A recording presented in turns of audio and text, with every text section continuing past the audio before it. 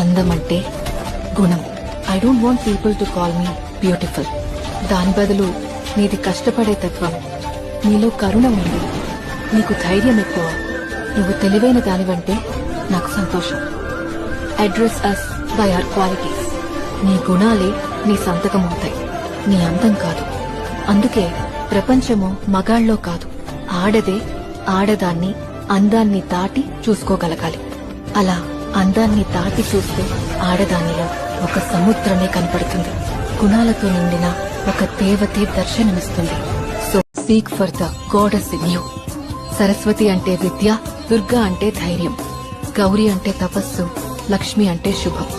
ఇలా ఏ దేవతనైనా ఆమె క్వాలిటీస్ కోసమే పూజిస్తారు, ఆమె అందం కోసం కాదు. అలా అందాన్ని దాటి చూస్తే ఆడదానిలో ఒక సముద్రమే కనపడుతుంది. గుణాలతో నిండిన ఒక దేవతే దర్శనమిస్తుంది.